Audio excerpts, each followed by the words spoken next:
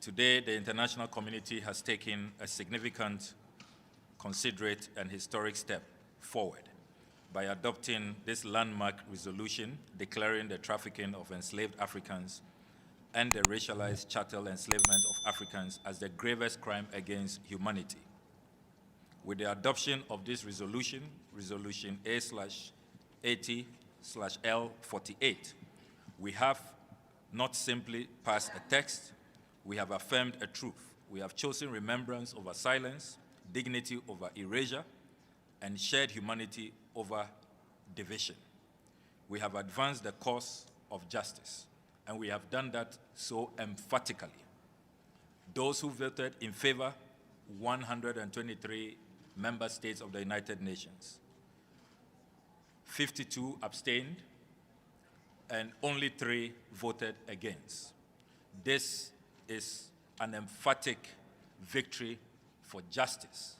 And our ancestors, Africans, and all people of African descent are today honored that our humanity and our dignity have been restored. Let me, on behalf of the African Group, express our profound appreciation to all member states who supported this resolution. We wish to thank those who engaged in its consideration in a spirit of dialogue, reflection, and good faith.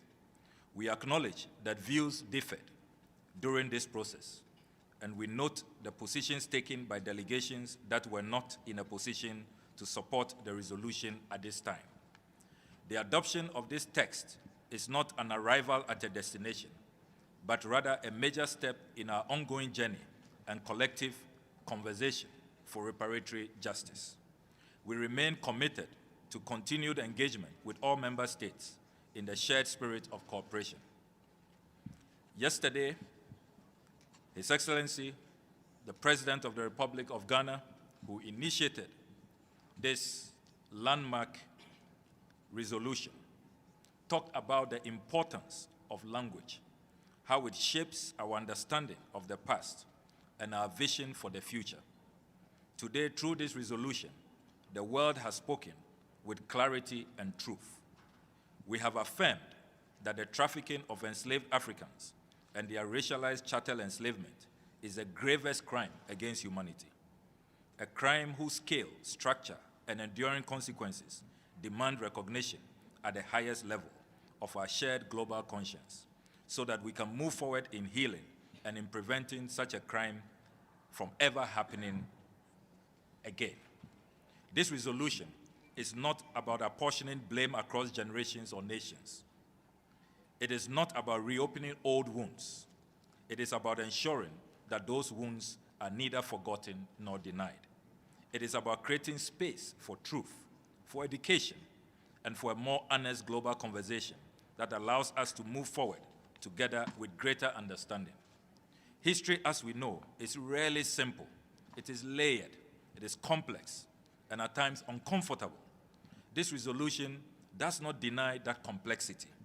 It does not ignore the many dimensions of historical experience.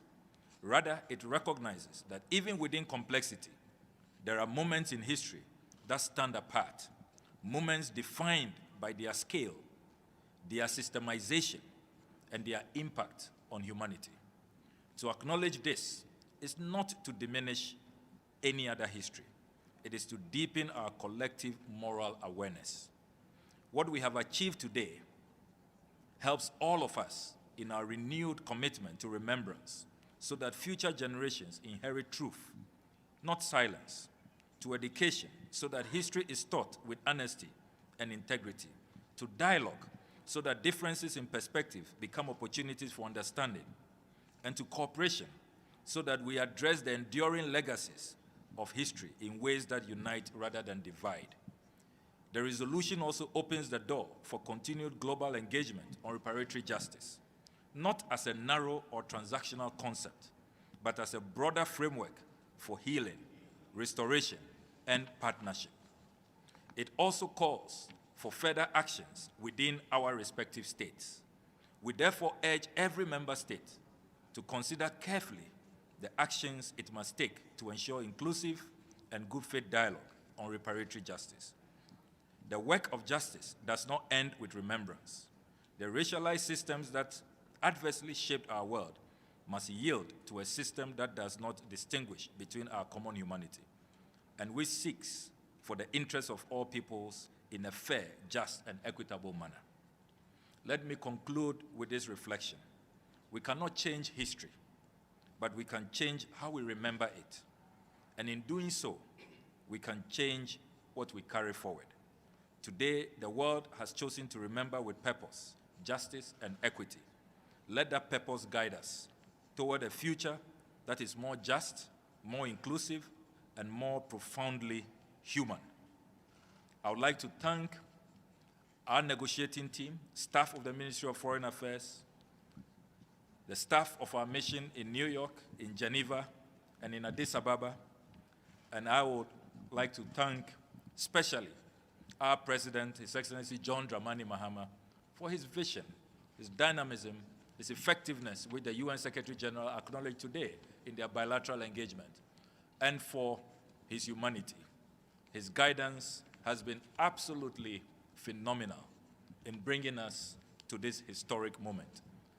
Ghana, Africa, and all people of African descent, and indeed all people of the world with good conscience, will eternally be grateful to President Mahama for his leadership at this defining hour in global history. I thank you very much for your indulgence, and I shall now take your questions.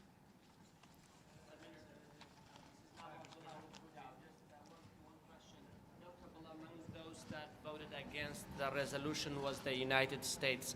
Were you disappointed by that vote? And also, if you can comment on those that abstained, more than 50 nations. How do you feel about those? Thank you. So I would like to comment on the reasons they gave. They sought to create the impression that the time for negotiations have been short.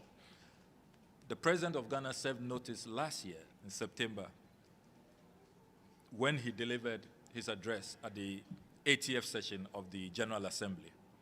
Immediately thereafter, we put together a broad-based coalition, including experts, academics, researchers, historians from all regions of the world, and we commenced negotiations. In the history of the United Nations, this has been a resolution that has gone through so many rounds of consultations. And even the duration for this consultation, each consultation, the standard practice at the UN is that it takes 1.5 hours. We allocated 3 hours, twice the time, and had multiple rounds of negotiations. So there are some that to us, it is clear that even if we gave them 50 years, they would say that the time is not enough. But we can no longer wait. September, we will be commemorating 100 years since the last slavery was abolished. 100 years. And yet there has been no justice. A whole century.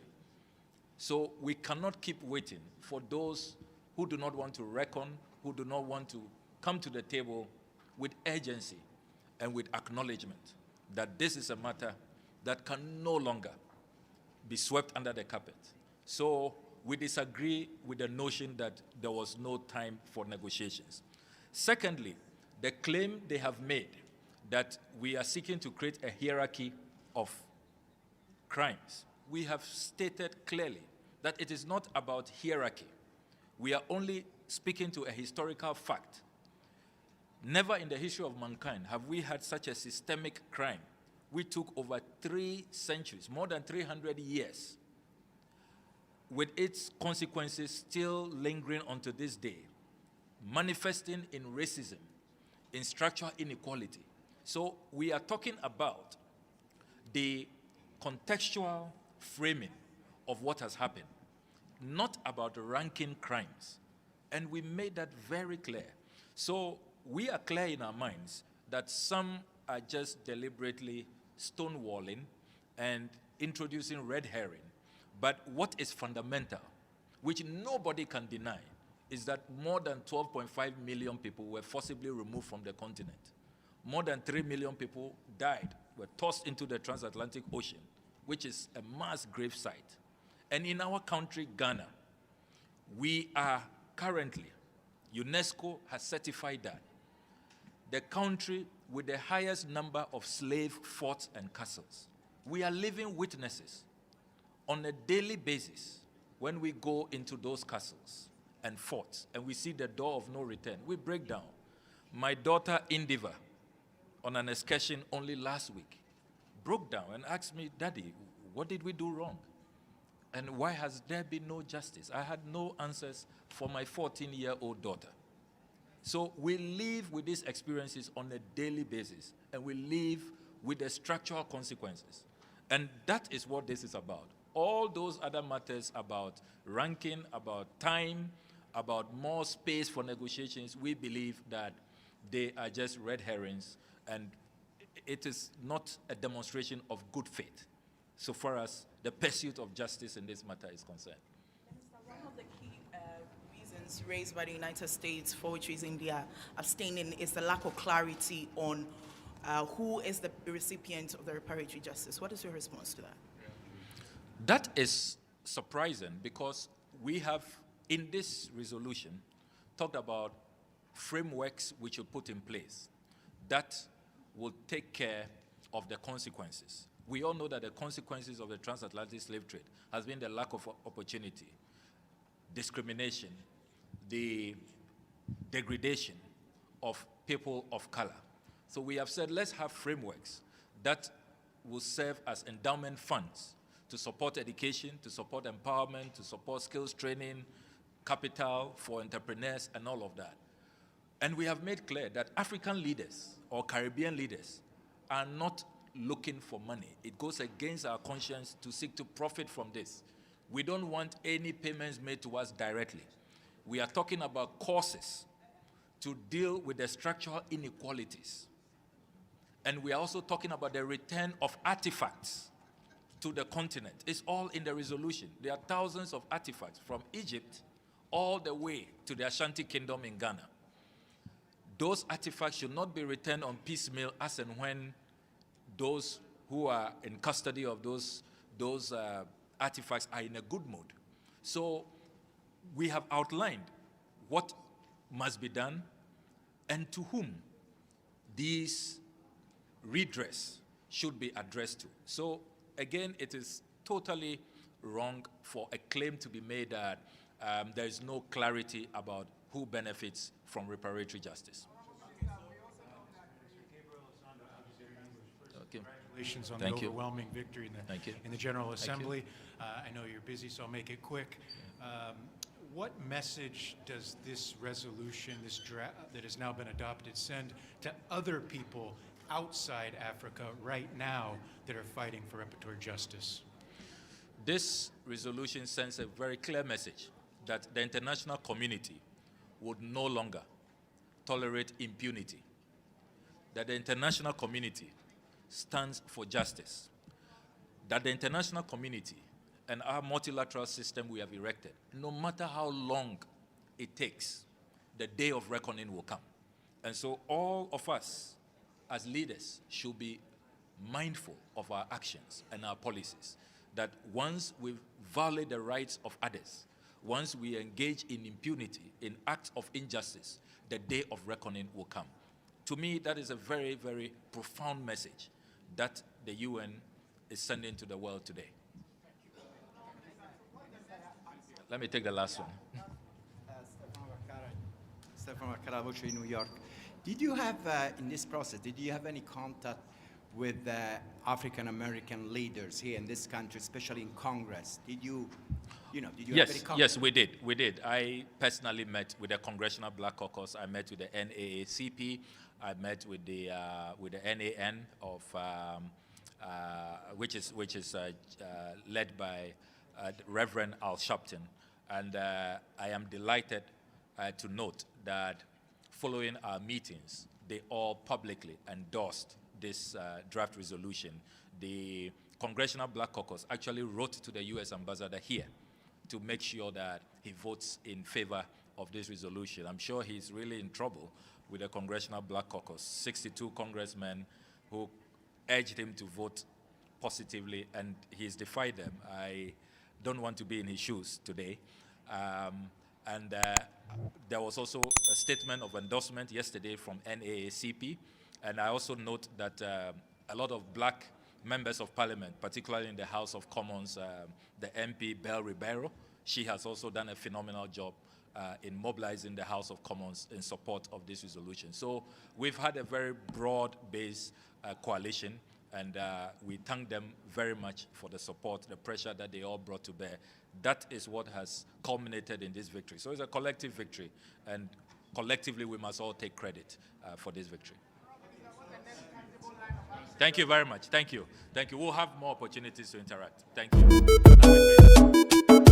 I'm a king, yes, I'm a king, I think I'm a king,